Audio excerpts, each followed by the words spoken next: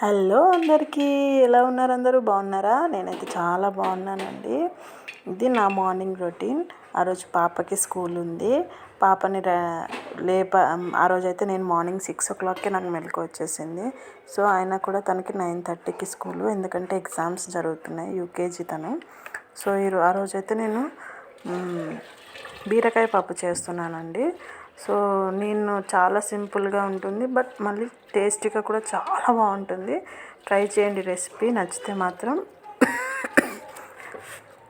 వీడియోలో చూస్తూ ఉండండి. నేను ఏమేమి వేసాను, ఎలా చేశాను అనేది చాలా సింపుల్ ప్రాసెస్. సో వీడియోలో పనులన్నీ జరుగుతూ ఉంటాయి. నేనైతే మీతో ఒక స్టోరీ, ఒక అమ్మ కథ చెప్పాలి అనుకుంటున్నాను. తను నాకు తెలిసిన అక్క అనే కంటే, అక్క స్టోరీ అనే కంటే ఒక అమ్మ వ్యధ అని చెప్పుకోవచ్చు. తను కూడా సాటి ఆడపిల్లలానే కోటి ఆశలతో కాకపోయినా సగటు ఆడపిల్లల అత్తగారింట్లో తను కూడా అడుగుపెట్టిందండి. అడుగడుగున ఆంక్షలు, అత్తమామల అధికారాలు ఇవన్నీ చాలవన్నట్టు తన భర్త నిరంకుశ ప్రవర్తన, పని వాళ్ళ ముందు, బంధువుల ముందు అవమానించడం. ఈ కాలంలో కూడా ఇలాంటి వ్యక్తులు ఉన్నారా అని ఆశ్చర్యపడే అంతగా తన దురదృష్టానికి తనను తానే నిందించుకునేది. అలా కాల ప్రవాహంలో జీవన పయనం సాగించింది. తను మనిషిగా తనకంటూ ఒక వ్యక్తిత్వం ఉందని మరిచిపోయింది. తను మంచి పని చేసినా తన భర్త దృష్టిలో చెడ్డగానే కనిపిస్తుంది. ఎందుకంటే తనంటూ ఒక మెషిన్, తన కోసం పనిచేసే కేవలం ఒక యంత్రం మాత్రమే. తనకంటూ తెలివి ఉండటం అన్న ఆలోచన ఆయన భరించలేడు.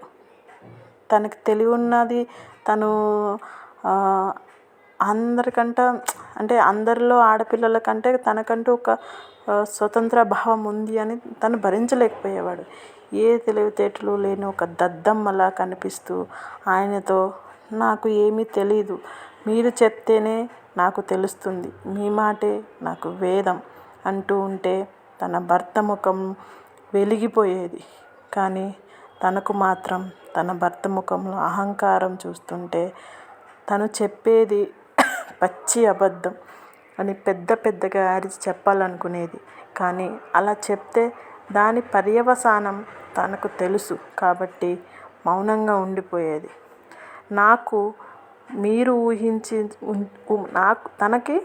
తను తన భర్తతో ఇలా చెప్పాలనుకునేది. మీరు ఊహించేదానికంటే నాకు ఎక్కువే తెలుసు. నాకంటూ కొన్ని కోరికలు ఉన్నాయి, కొన్ని ఆశయాలు ఉన్నాయి అని నోరు తెరిచి చెప్పే అవకాశం ఎప్పుడూ తనకి రాలేదండి. రాలేదు అని కంటే వచ్చినా తను విఫలమైంది అని అనవచ్చు. ఈ విషయంలో అయితే తను ఏదైనా చెప్పాలని నోరు తెరిస్తే, చెప్పలేవులే, నువ్వు చెప్పే అంత కింది స్థాయిలో నేను లేను అని అనేవాడు. ఎప్పుడు నీ పుట్టింటి వాళ్ళ మీద ధ్యాస తప్ప మొగుడి తరపు వాళ్ళ మీద పట్టింపు ఉందా అని పెద్ద అరుపులు అరుస్తూ తన మీదకి వచ్చేవాడు. వాస్తవానికైతే తన పుట్టింటి వాళ్ళే ఆయనకి జడిసి ఏదైనా అవసరాలకు మాత్రమే తన ఇంటికి వచ్చేవారు, కూతురుని చూసుకొని వెళ్ళిపోయేవారు. అల్లుడితో మాట్లాడే సాహసం కూడా చేసేవాళ్ళు కాదు వాళ్ళు.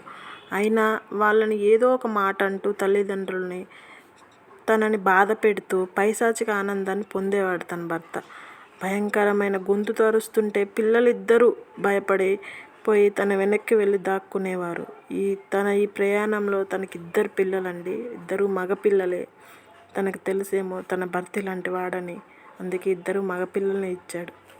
తన భర్తకి కుటుంబ అవసరాలు తీర్చడంతో మగవాడి బాధ్యత అయిపోతుంది, ఆయన బాధ్యత తీరిపోయినట్లే అని ఫీల్ అయిపోయేవాడు.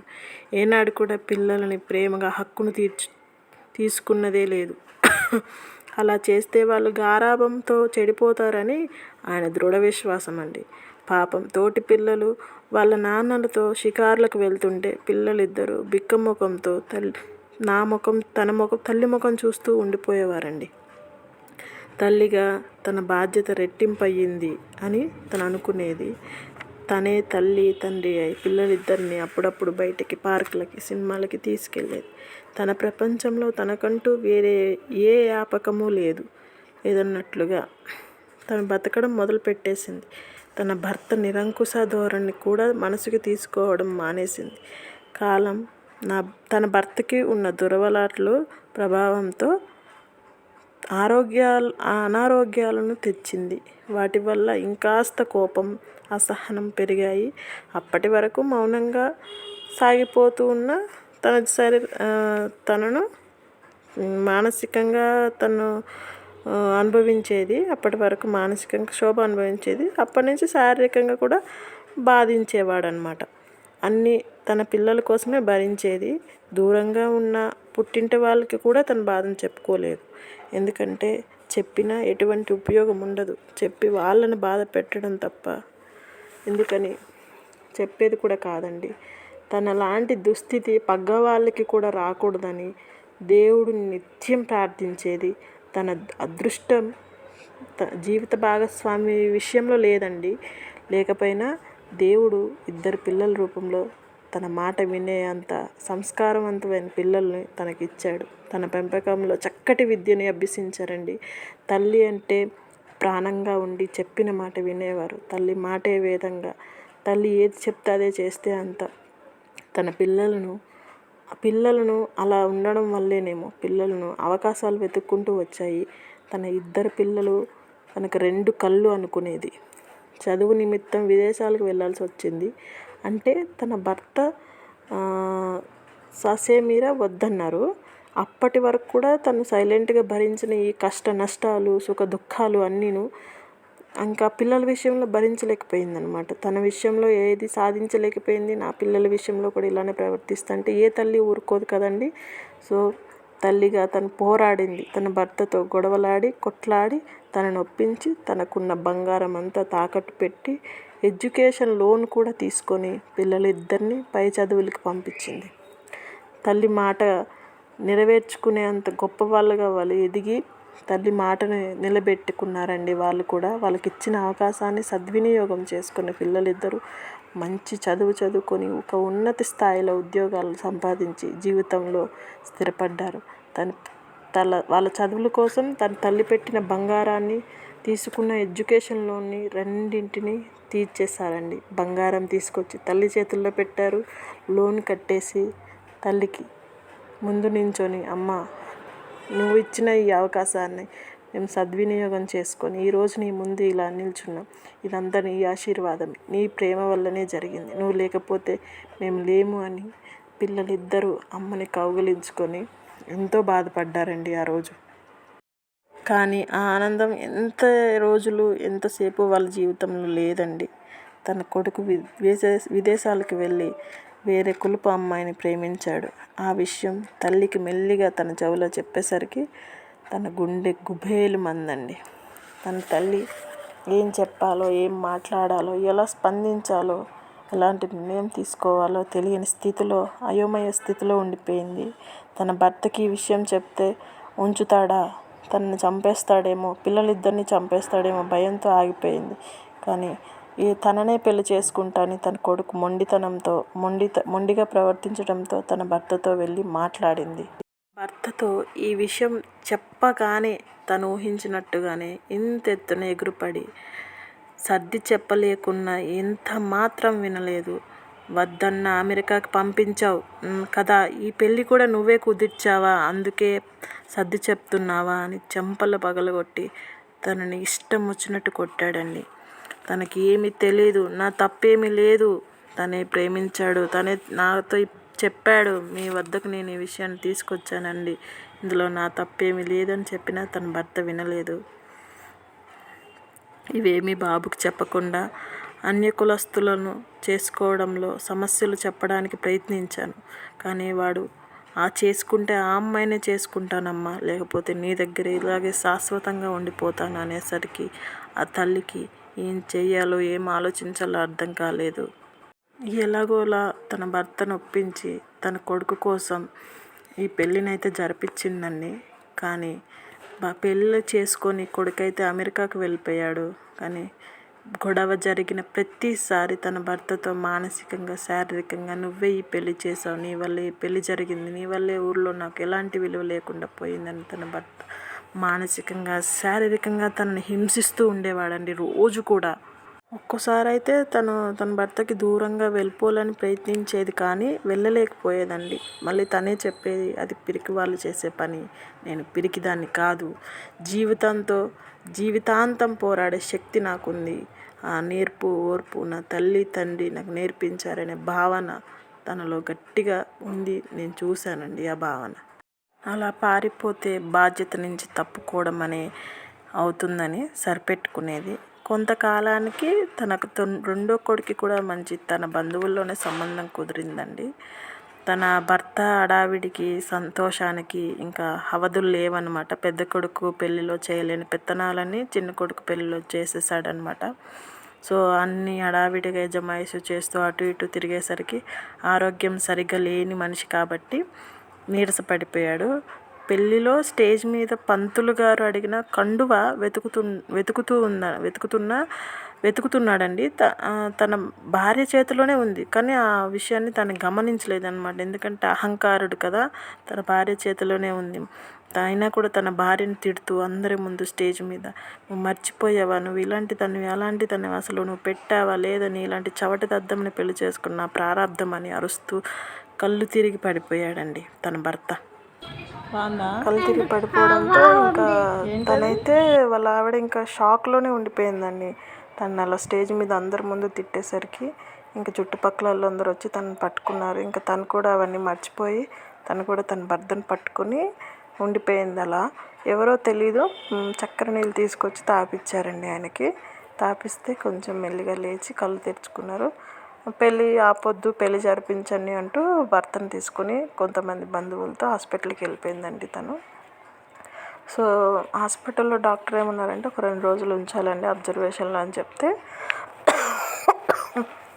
ఈలోపు ఇవతల సైడ్ పెళ్ళి తరపు వాళ్ళని మర్యాదలు, తన భర్తను చూసుకోవడం, తలకు మించిన భారం తనకి అయిపోయిందండి. పిల్లలు కానీ పెళ్ళికి వచ్చిన ఆడపడుచులు కానీ తన మీద అలా అరవడం తప్పు అని ఆయనతో చెప్పలేదండి. ఏమాత్రం కూడా అనలేదు. ఎక్కడ కూడా చీమ కుట్టినంత ఇది కూడా వాళ్ళకి లేదండి.